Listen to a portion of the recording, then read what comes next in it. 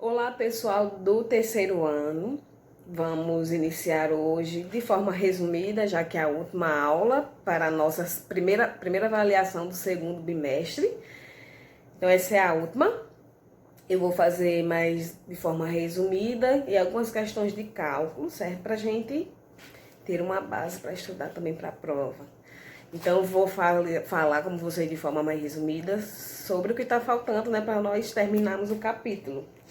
Página 22, campo elétrico. Já que a gente está falando de cargas, né, partículas carregadas, quando uma partícula está carregada, existe ao redor dela um campo elétrico. Quanto mais próximo, vamos supor, deixa eu pegar aqui um objeto aqui. Vamos supor que aqui é uma carga, está carregada. Existe um campo ao redor dela, um campo elétrico, certo? Que é o de força. Eu tenho aqui uma segunda partícula. Deixa eu ver se eu acho algo menor. Não acho. Aqui eu tenho uma...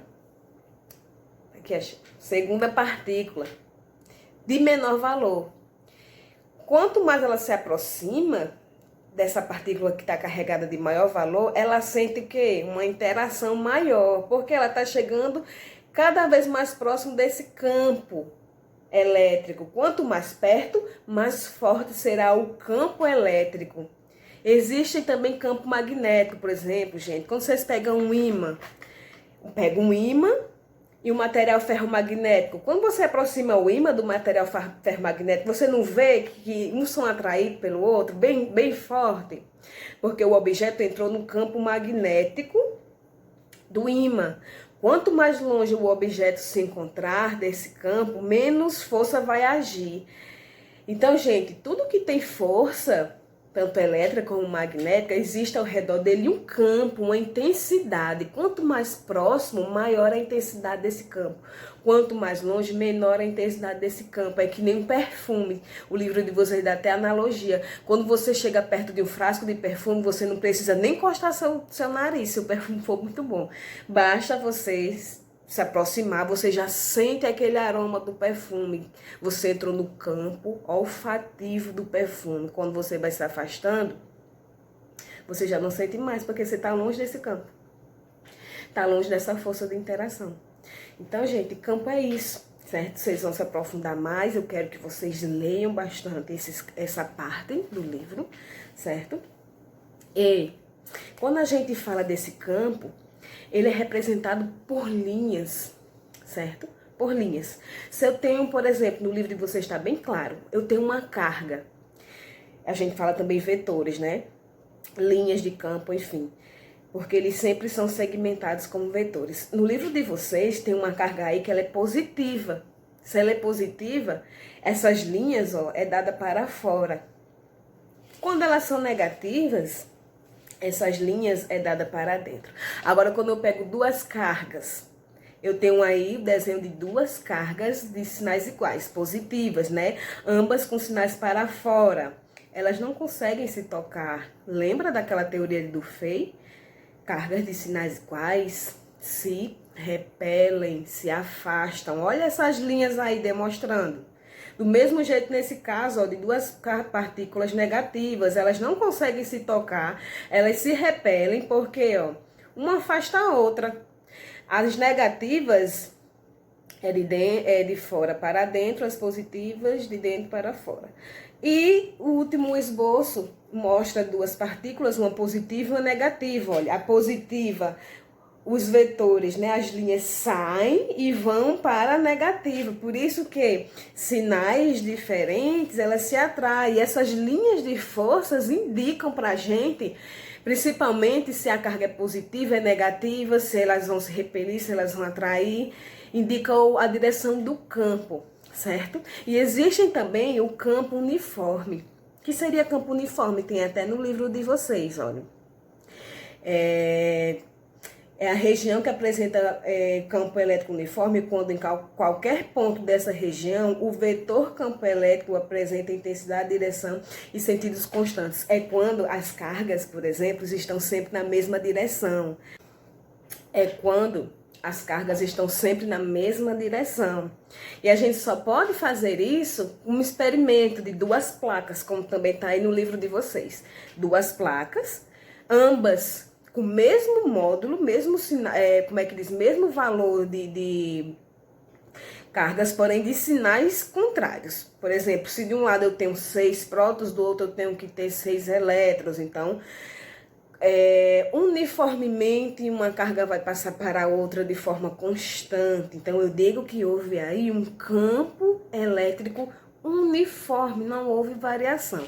Então, esse feito a gente só faz em laboratórios com esse experimento de duas placas, certo? E determinação do campo elétrico. Se determinou-se que esse campo elétrico existe seu valor, né? Seu módulo, que é dado pela seguinte equação. Campo elétrico, ao invés de ser um C, né, de campo, é simbolizado pela letra E maiúscula, igual a K. K, vocês lembram o que significa, gente? É aquela constante eletrostática que nós temos que ver primeiramente onde a carga está, se está no vácuo, se está no ar, mas geralmente é no vácuo, né? Então, esse valor de K também não vai mudar, é 9 vezes 10 elevado a 9, que é o valor da sua carga, que nós estamos trabalhando apenas com uma carga só, e a sua distância ao quadrado, né? Em alguns casos vai ter também de duas cargas. Ou seja, essa equação a gente já viu anteriormente. Não sei se vocês já viram, muda só que em alguns casos a gente vai trabalhar com uma carga apenas, ok? No livro de vocês, na continuação, fala também da força, né? Da força. Essas outras equações que eu não vou cobrar. O exemplo que eu vou passar agora, né, de cálculo, é o que eu vou cobrar. E campo elétrico resultante também não vou cobrar, que é o somatório de vários campos. Se eu tenho várias partículas, eu consigo fazer a somatória do campo elétrico de cada uma, pelo somatório, certo? Então, vamos aos exemplos. Olá, pessoal do terceiro ano. Aqui eu coloquei 2 exemplos, um para o campo elétrico, e esse aqui é para o campo elétrico de cargas pontiformes simples. Por isso que a equação é um pouco diferente, vocês vão entender também porque a gente vai mudar dessa equação para essa, para a gente ter um artifício para responder essa 2. Questão 1. Uma carga Q de 8 microcoulomb está fixa em um ponto. Determine a intensidade do vetor campo elétrico produzido por uma carga em um ponto distante 20 centímetros. Então, gente, a gente faz essa questão pela equação normal de campo elétrico, que é K, que é igual a constante, e como ele não diz onde ele está, a gente já sabe que é no vácuo. E aquele valor constante que a gente já sabe é 9 vezes 10 elevado a 9. Multiplicado pela carga, que é 8 microcoulomb. Prefixo para micro é 10 elevado a menos 6. Então, vai ficar 8 vezes 10 a menos 6. Dividido pela distância ao quadrado. No caso aí é 20 centímetros, que eu coloco para metro. Pode ser 0,2 ao quadrado, 0,20 ao quadrado, vai dar no mesmo, certo? Vou até colocar aqui porque muitos vão se confundir. Continuando, campo elétrico é igual.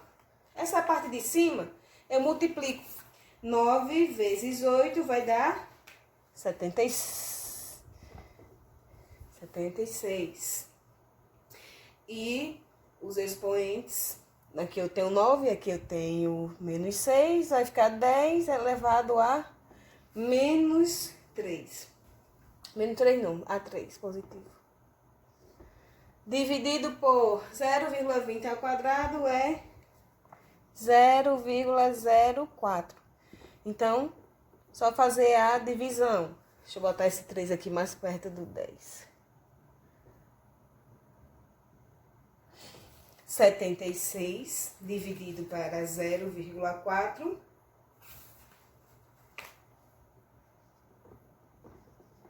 1.900 vezes 10 elevado a 3. Pode parar aí, ou eu posso...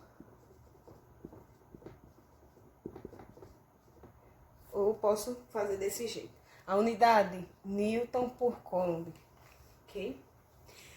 Nessa segunda, ele diz que uma partícula, ela tem massa de 4 vezes 10 a menos 5 kg e a carga dela é de 8 vezes 10 elevado a 8.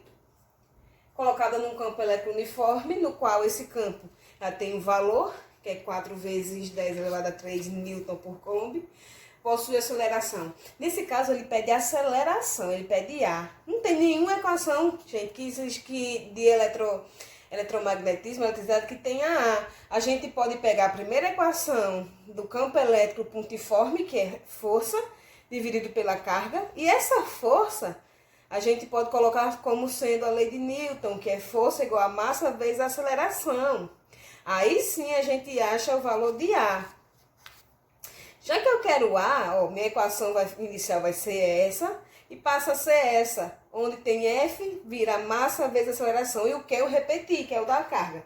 Já que eu quero A, meu A vai ficar antes da igualdade, então a minha equação final ficará a aceleração igual a E, que é o campo, Q de carga e M de massa. Aí sim a gente já pode substituir. Qual é o valor de E? Tá aqui, ó, 4 vezes 10 elevado a 3. Qual é o valor da carga dada? 8 vezes 10 elevado a menos 8. Dividido por sua massa. 4 vezes 10 a menos 5. Resolvendo essa equação. 4 vezes 8. Vou colocar aqui embaixo. 4 vezes 8 dá 32 vezes os expoentes. Fica 3 mais menos 8, que no caso vai ficar 10 a menos 5, dividido por 4 vezes 10 a menos 5. 32 dividido para 4 dá 8. Em cima, gente, é 10 a menos 5, e embaixo também é 10 a menos 5. Se eu for fazer um menos o outro, vai dar 0. Então, termina aqui mesmo. 8 metros por segundo ao quadrado. Deixa eu botar mais pra cá assim. Pronto. 8 metros por segundo ao quadrado. Bons estudos.